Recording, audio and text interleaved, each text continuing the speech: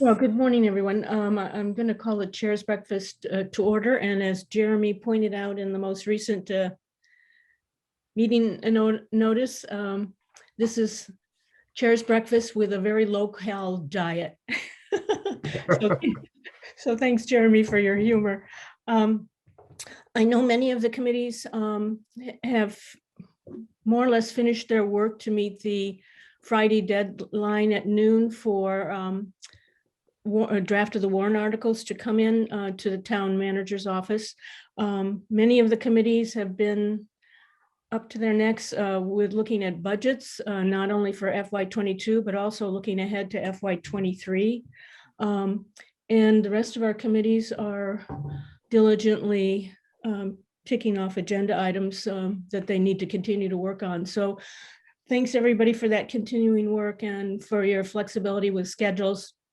I know a couple of the committees in particular, and getting ready for the warrant submission, have wrapped up the bulk of what they need to do and now are taking a little bit of a brief hiatus with their agendas, which is understandable given what's happened to our calendar the last couple of years here. So with that, I'm going to see if Kristen is here. Good morning, I'm here. Yeah, good. I'm going to let you go first because I know you have some time constraints this morning. So thanks for letting me be aware of that. Good morning, Kristen. Yep. Thank you. I was letting Linda know that it was my elementary school child's turn to be quarantined for his classroom. And a big thank you to all of the teachers who are showing so much flexibility for all this. So from the planning desk of the planning board, I think we've got all our warrant articles in. We did want to have at least one of them reviewed by town council. And so we got some good feedback. That was about the earth removal and fill bylaw that we're proposing. So there's the 2-family, the earth removal. We're updating the tree bylaw. We're updating the floodplain. And then we have been entertaining and will decide at our next meeting about the restaurant seasonal seating parking that was brought to us by the Economic Vitality Committee. So we're kind of still deliberating that, make sure we have enough information or decide whether we should perhaps tackle that next year. And the only other kind of information new since we last met is one of the planning board members did do a little research on housing teardowns and kind of the FAR bylaw that we've had in place since 2016, so we could kind of check out what's been happening.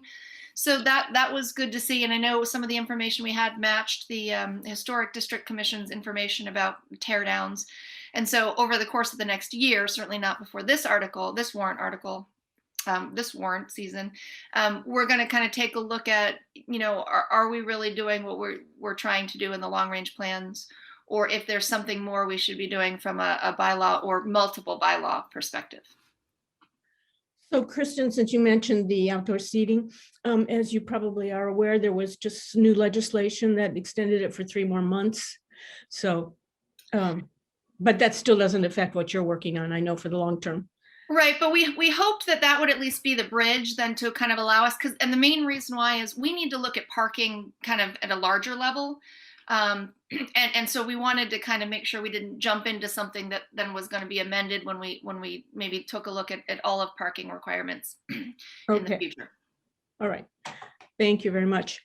All right, Peter. Good morning, Historic District Commission. I don't have a whole lot to add, although we are, interestingly, we're going to be looking at the intersection of Walden and Hubbard Street. There's some work going on there, parking and sort of traffic calming this coming week, if you all want to come to our meeting tomorrow night to see that. Other than that, we're steady as she goes. Okay, good. I have heard compliments about your approach to the Jenny Dugan potential for a historic district and how the committee's been handling that. I've heard some very positive remarks about that, so you should hear that. Okay, thank you. Well, yeah. We're trying to be as transparent and helpful as possible, so we'll see where that goes. Well, it's being received favorably. Bill? Okay, well, this is for the Tax Fairness Committee, and not much to report. We're awaiting the state legislature to pass the town's petition to remove the 3-year limitation on the property tax discount that we offer for eligible seniors. And assuming that it passes, we'll have a warrant for town meeting confirming the town's commitment to the legislation. So that's it. Thank you for that succinct report, and let's hope we hear from the legislature. Right. Okay, Court? So Concord Public Schools, we can report that we passed the regional budget, which Sarah will speak to, I hope next, Linda, and the Concord budget last night. We made a few line item shifts, but we stayed within guideline and stayed within the numbers that we had discussed at the public hearing a week ago. And good news, Sarah can give you some detail on this. We were able to see a placement in the budget for a director of diversity and equity. And we've got some pretty ambitious plans for how that can transform things in the school district and address some long overdue challenges. COVID cases took a pause for 6 days, which was very nice, but now we're seeing a daily trickle again. So we're quite cautious, which leads us right to the school reopening for the K-8. April 5, the elementaries come back. And what I mean by that is they add afternoons and Wednesday mornings to their operation. So it's almost 100% come April 5 for the younger children. And the middle school, April 26 will be full operation with lots of logistics being worked on right now to ensure that this doesn't contribute to some renewed spike locally. So that's what we've got for K-8. So Court, you're reminding me that, we need to take every opportunity to remind the public at large that we need their cooperation and continued vigilance on protocols for COVID because of the impact on the schools and all of us. And that's a tough message right now as, the seasons are changing and people are so anxious to get away from all this, but you've underscored the importance of, I think this applies to every committee that can speak, remind everybody of the importance of this is key because each committee reaches a different audience. So yeah, and we're getting closer, and we can't lose our grip right now. We are encouraging testing. We're about to have the state support for testing run out, so it'll fall on our shoulders, but we think that's an important commitment. And it shouldn't surprise us if we start to encourage students and teachers to double mask. The data is pretty clear that that's very advantageous. And what's not clear yet, as we all know, is does the vaccine reduce a person's potential for transmissions?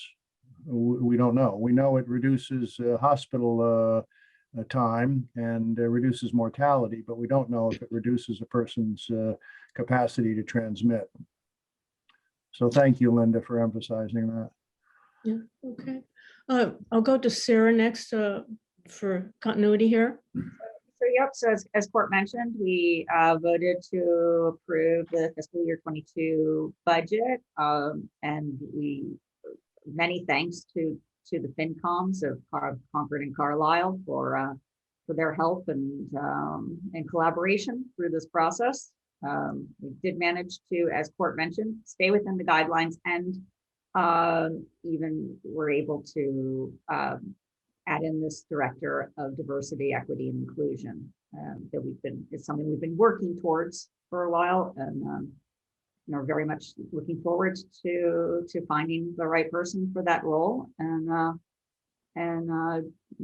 it's supporting all of our students in every way that we can.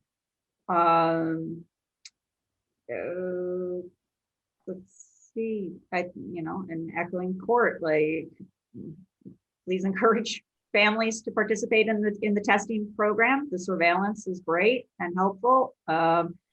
And the weather is getting nice, but don't relax too much about everything. I think that's it, right? One other thing comes to mind, and that is that the tent facility for vaccinations is sadly going rather unused at the high school because, as we all know, we simply can't get the vaccine locally, even though we've got local EMS ready to go if we had the potential to administer here in town. And we have the perhaps health folks will speak to this. We have the application in, do we not, for some regional work that could happen here. We do, yeah. Yeah. All right. I think I'll move to Tom Matthews. Good morning. Good morning. Thank you. I'm from the Board of Assessors and just want to report we're in the midst of abatement season. We had 60 homeowners who have applied for an abatement. Probably about 15 of them were commercial properties, and we're working through them right now, but there are close to 7,000 parcels in the town of Concord. So to only have 60, I think the team, the staff that the town of Concord has employed is doing a fantastic job. With the commercial properties, there's not a lot we can do for fiscal year 21, which we're in right now, because we use stable income, which looks at a 3-year period. And the year 2020 was not on that period, but we assume and will be applying kind of the financial docs to the commercial properties in the upcoming year to look at how the impact, because the impact has been severe to many of the commercial landowners and so forth. But that's the report from the Assessors Board. Thank you. And Tom, as you probably also know, with the federal money that's coming down, it's not yet clear how that's going to assist the commercial sector in particular and small businesses. So that we're waiting to see what those regulations will be. Right. Yeah. Okay. Alice. Thank you, Tom. Good morning. I am representing the Concord Municipal Light Plant, and I only have a couple of small things today. The recent intense gusty winds caused some scattered outages throughout Concord, but incredibly, we survived these intense storms with very few major outages.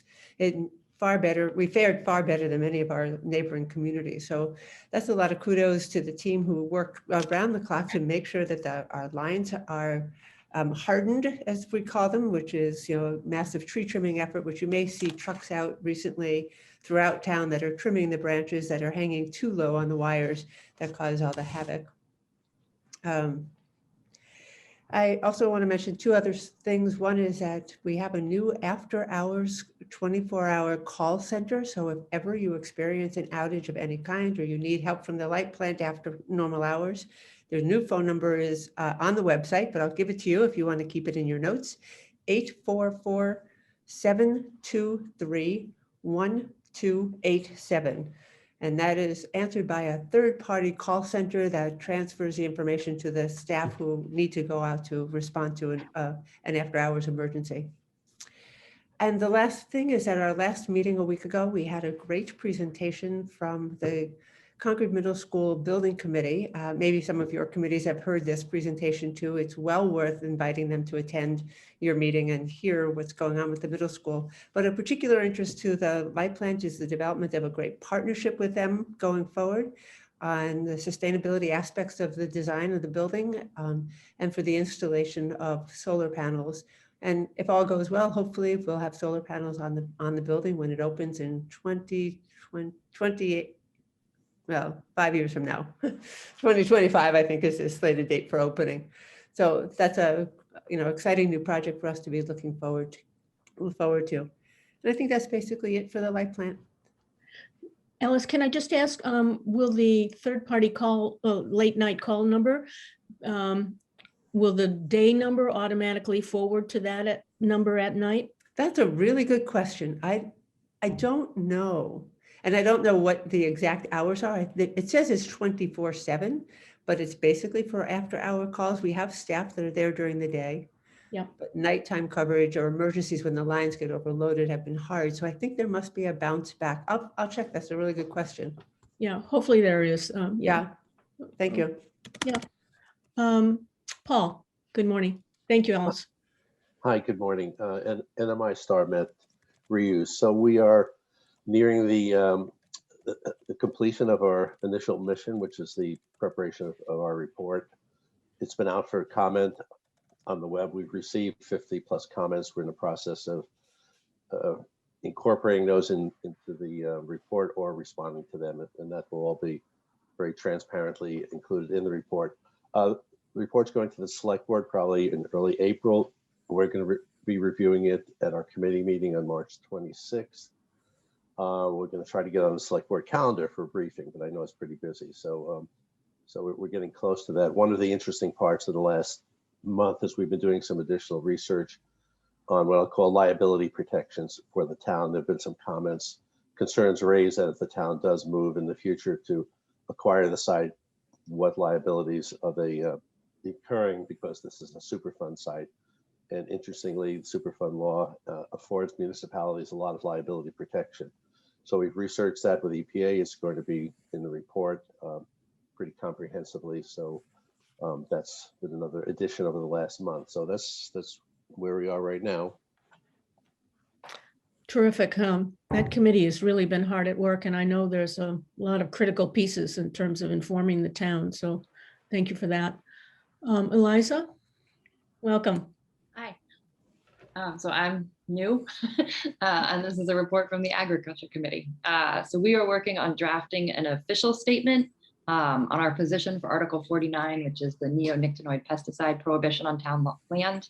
Our position is that the article should not go forward to town meeting, but we will give you a formal statement about that later. The other two things we're working on is we've been continuing to work with the Minuteman Media Network on 2 video segments promoting town farms, one to be released in late May and the other to be released in early September. That's what I got. Great. Thank you very much. And thank you for taking on the co-chair role as well. Okay. Melissa, good morning.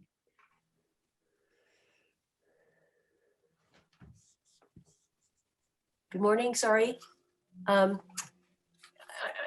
much more to report. I've already explained that we will be submitting a warrant article, which is completed, and we're just developing our presentation for the select board. Okay, very good. I know people have been busy with their warrant articles. Okay, Rick Eifler.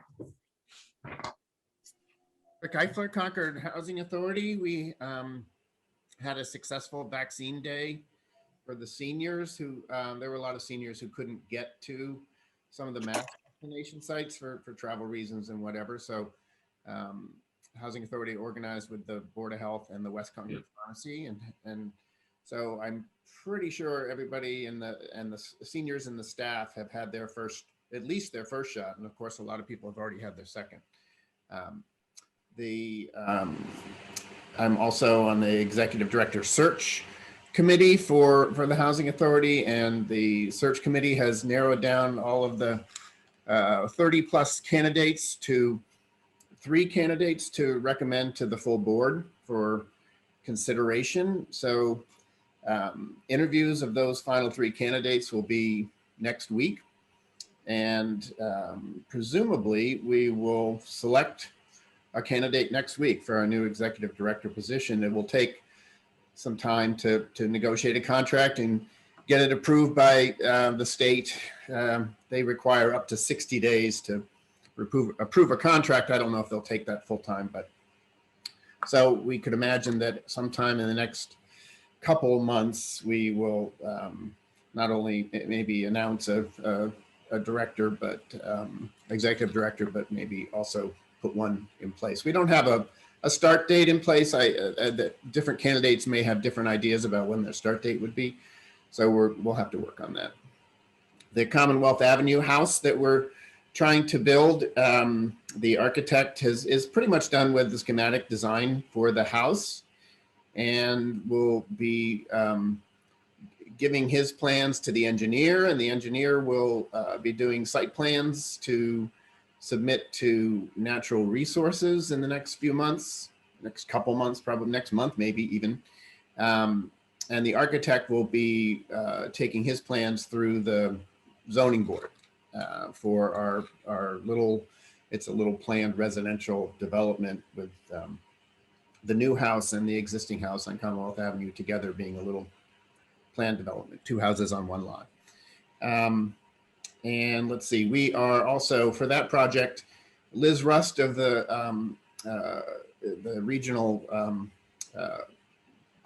affordable, whatever her role is, I can't remember the title she has, but she works with the town identifying funds for affordable housing. She's identified some home funds that we can apply for that project. That project has been kind of in the works for 2 years now, and coronavirus really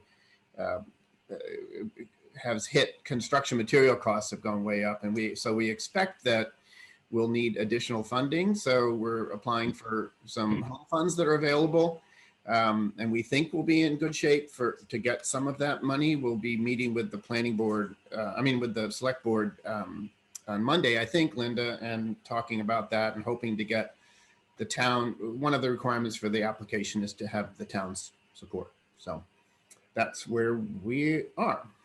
It is on the agenda for Monday, so thank you, Rick. Okay, let's see, Pat Nelson. Thank you, Linda. I'm with the Concord Middle School Building Committee. We have our building committee meeting tomorrow. So just to update you on what we're going to be talking about and sort of where we're at. We now have some concepts from the architects that we've been able to look at and revisiting some of the concepts that we were looking at before the pandemic, narrowing down which concept looks like it's most appropriate for the site and meets the educational plan. We are in the concepts looking at something that we've gotten a lot of community interest in, which is sizing the gym to accommodate recreational basketball and community use of basketball. There's also been a fair amount of interest in the sizing of the auditorium. But by and large, the majority of citizen input we've gotten has been around the sizing of the gyms. We'll be looking at that tomorrow. We'll be looking at our construction method and voting on that hopefully tomorrow so that we can move forward in that area and continuing to look at the budget. So we are making great progress. And I do recommend if anyone wants us to come to a listening session with their committee, you just need to let us know. You all got an email from Heather Bout. We're happy to come and talk to you about what we're doing and hear from you about what's of interest in your committees on this project. So Pat, related to that, do you have a forum schedule, a next forum scheduled yet? We do. Court, do you have a date? Yeah, it's March 31, March 31. I believe. I think that's it. There will be information going out, but that's our next forum. We're working really hard to try and spread our forums out at different times, weekends, running into the Easter weekend and April vacation weekend. I think this is another evening forum, but we are trying to spread the forums around in different time slots so that more people can participate. Okay, good. Thank you. Is that your only committee report this morning? No one else needs to speak to that? Dawn? No. No. Okay, good. Okay, thank you. Mary? Hi, everyone. I'm Mary Hartman. I'm here representing the Finance Committee. We published our final guideline, which represented a little over 3% increase in the operating budgets. And as Court and Sarah have already mentioned, the schools came in on guideline, which we're very grateful for. The town has also come in on guidelines. So we're all going into town meeting in agreement on what the increase in the operating budgets will be for FY22. This represents what we think right now will be about a 2.5% increase on property tax on the median property tax bill. So this is good news, or reasonable news. That's the good news. On the other side, though, we're a little bit concerned about the balance in free cash. As you know, free cash is something that we, for a long time, the town of Concord has kept free cash within 5 to 10%. In fact, sometimes we've actually gone over that, and we do that to keep favorable bond ratings, which comes in handy when we go out to borrow large sums of money. It reduces our interest expense. And right now, it looks like for various reasons, our free cash balance is hovering around 5%. Some of the reasons were the fact that we put $2 million aside last year at our town meeting for a stabilization fund for the middle school. Another reason is that we're using free cash to shore up the town's operating budgets for both FY21 and FY22, and some other small spending items. But the gist is that right now, free cash is something that we're looking at very closely. We're down about 5%. And that's about all I got. Thanks. Thank you, Mary. Okay, Ed Nardi. Good morning. I'm here representing the Natural Resources Division. Over the past couple of meetings, surprisingly light agenda. But of course, that'll catch up to us as the building season is coming upon us. We're also revisiting and having a discussion about our 50-foot no build policy. It is a policy today. There's been some discussion perhaps in 2022 or 2023 to try to move that to a warrant article to make it a bylaw and have a little bit more teeth in that. But that's just in a discussion at this point. And lastly, just wanted to point out some good news in COVID. Ecology and along the Concord trails that was spearheaded by Delia Kay, our director, a great book about 14 conserved areas in Concord. Really interesting historical anecdotes, some good ecology, and a fun read. That's what I got to report. Thank you. Thanks, Ned. Okay, Richard.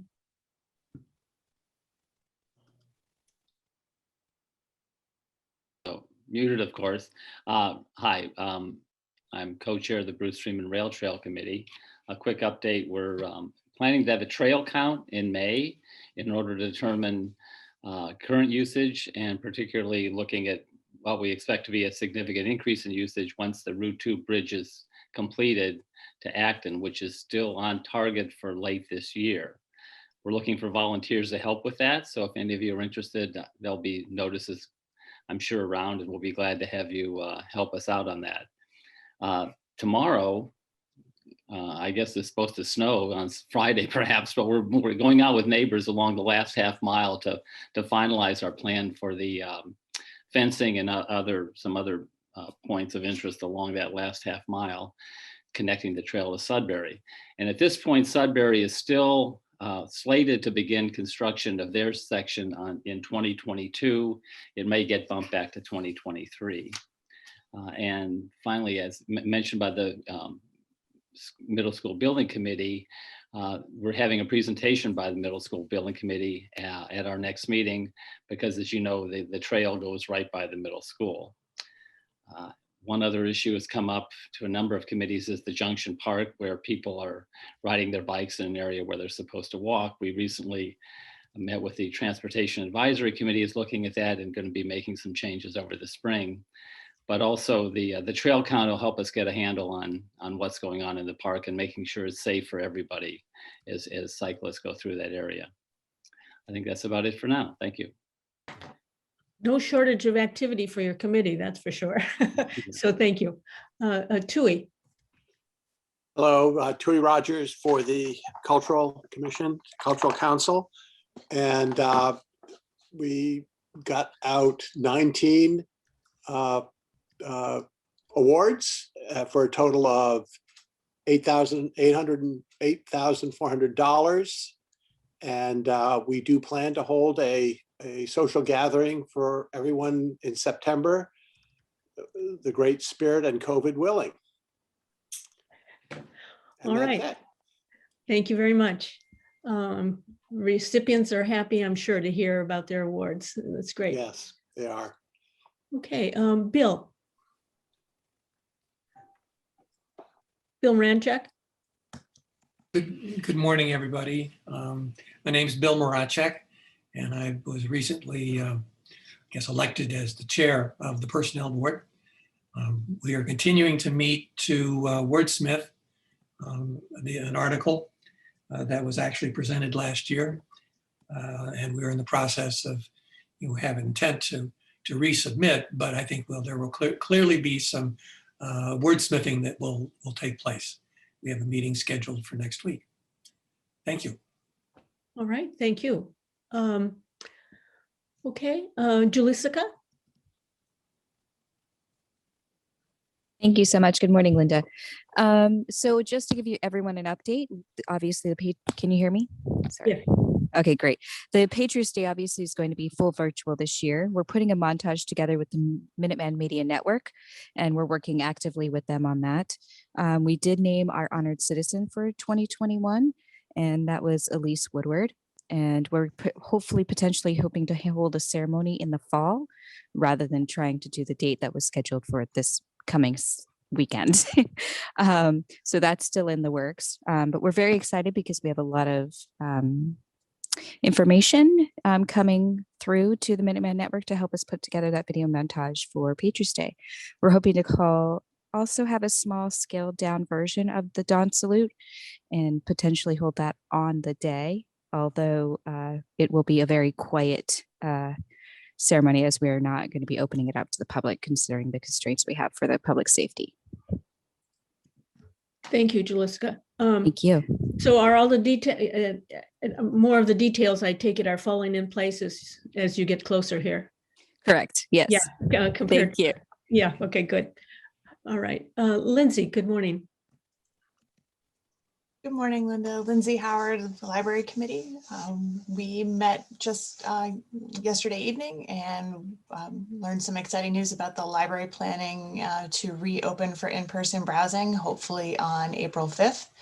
Same restrictions will be in place when the library was last open for in-person browsing in the fall, but the library is hoping to expand access to the lower level of Fowler, as well as the two upper levels of Stacks at the main library. So staff and director are very excited about hopefully the return to seeing patrons in the library in the coming weeks. Linda, you'll be, I hope, happy to know that we finalized the administrative code yesterday evening as well, and I sent that to you just a short time ago for your review, and hopefully we can wrap that process up soon as well. And that's all I've got to report. Good for you. Thanks for that. You're welcome. All right. Let's see, Jean, good morning. Good morning. Jean Goldsberry from the Commission on Disabilities. At our meeting in March, we discussed at length concerns about people with disabilities being able to access vaccines.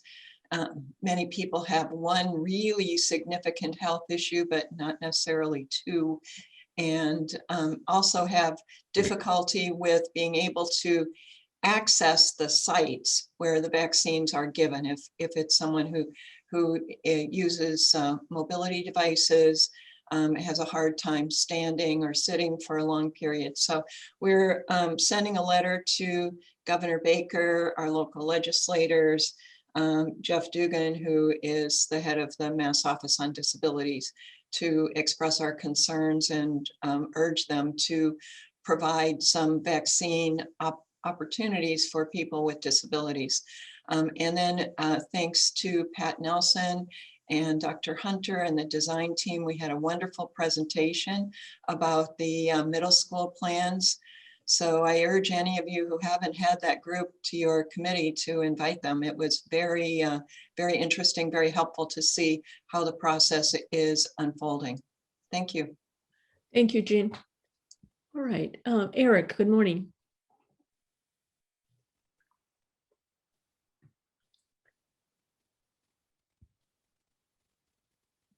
Eric, you're on mute, I think. There we go. Okay. Thanks. Good morning. Short and sweet. Eric Van Loon Tax Relief Committee. One, we had a successful fundraising campaign response to the letter soliciting donations. Two, we have a significant balance, a sufficient balance to be able to provide the tax relief to the citizens in town who need it for the coming year. And three, we have a vacancy coming up on our committee, and we'd welcome suggestions or steering from anybody that might be interested. It's a committee that does important and good stuff, but not a lot of heavy lifting compared to the work of many other committees. So if you know someone who would like to be involved, but doesn't have vast amounts of time, please suggest that they get in touch with me. Thank you. Thank you, Eric. Okay, let's see. Elizabeth Ackers. Hi, good morning. From the zoning board, not too much to report either. Two of the applications of more interest of people was Windmill Hill, where we just granted a special permit for a new expanded house. It was a tough one. It overlooks Sleepy Hollow, but we feel like we did the best job we could, balancing everyone's interest there, public and private. We're now still working on the Concord Country Club, who is before us for an earth removal permit and a special permit for an irrigation pond, which many of you may know they already began construction on, violating a lot of regulations. So we are working with everyone to try to figure out how to move forward and to get some restoration of that area if possible. So that's about it. Good. You know, I think it'd be interesting to know at some point how the new accessory dwelling bylaw is playing out, because I see there's been a fair amount of activity before the committee in that category. There has, and that Windmill Hill application included one of those as well. Yeah, we should, I can definitely kind of put together a little report about that. I think the ones we've seen, we felt comply with the spirit and are accomplishing what we had hoped the accessory dwelling bylaw would accomplish, so. Good, yeah, I think that would be helpful to hear. Thank you. Yep. Okay, let's see here.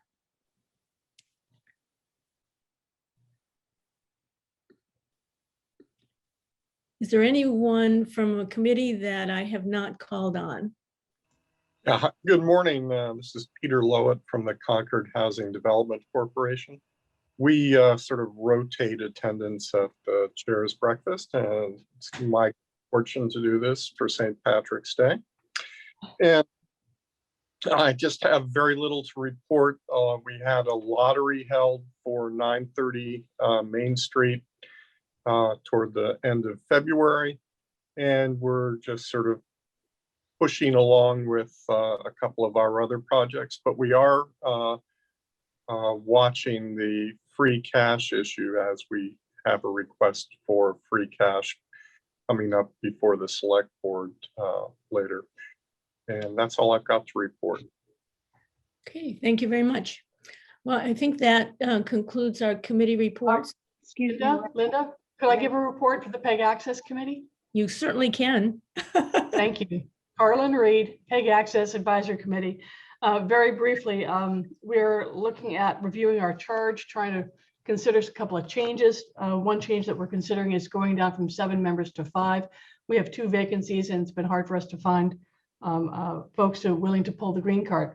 Another thing we're working on is we're awaiting the PEG Access enterprise budget, looking for the capital plan for the coming fiscal year, as well as the operating budget, and looking to see when the education coordinator position is going to be filled.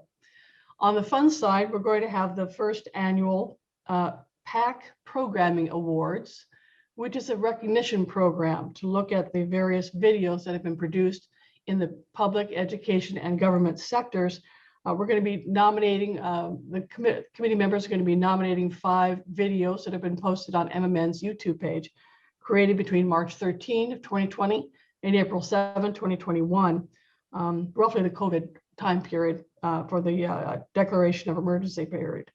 And then we're going to say, okay, well, which ones deserve special recognition? Now, the form of that recognition is going to be having the names of the videos engraved on a plaque and hung on the wall of honor at the Minuteman Media Network studio. So it's a recognition program that we have in mind. And the last thing is we're also going to be looking at the April meeting and to MMN's post-COVID recording policy. You'd mentioned it briefly at this discussion of who's going to be recording, how the recording is done. Are we going back to having just the FinCom, Select Board, School Committee, and Planning Board recorded on videotape, or we're going to be doing it some other way, a hybrid model or everything. With the town's guidance, we'll work on that as well. So that's my report for today. Thank you very much. Anyone else that I haven't called on? Linda, hi, it's Susan. I noticed that the COA is not represented, and I knew that was a possibility, so I just wanted to give a brief update on their activities. The last 100 doses of vaccine that they received, they used a different methodology for distributing them, which was way more labor intensive, but very successful. They started calling citizens who fell into 75 and over categories and were able to do the distribution that way. The other good news is that West Concord Pharmacy had 50 extra doses that they offered to the COA, and those I'm not sure on the timing if they have been distributed or will be, but the COA is doing amazing work during the COVID emergency, and this last change of distribution was very successful and, as I said, very labor intensive. Regarding the board itself, they are looking for one full member, which is a 3-year term, and 2 associate members, which are 1-year terms each. And as Eric mentioned with his committee, this is, they meet monthly, but it's not a terribly heavy lifting committee, but it's very interesting and rewarding to participate in this activity. So I would encourage anyone who wants, you can give it a look-see for a 1-year commitment and see if you want to stay on. So I would encourage people to volunteer for that. Thank you. Thank you, Susan. All right. Okay. I think we are now covered. So thank you, everyone, for your continuing work, and thank you for those of you who have been getting your warrants in by this Friday. All right. Have a good week. Thank you, Linda. Thanks, Linda. Bye. Thank Thank you, you. Linda. Bye.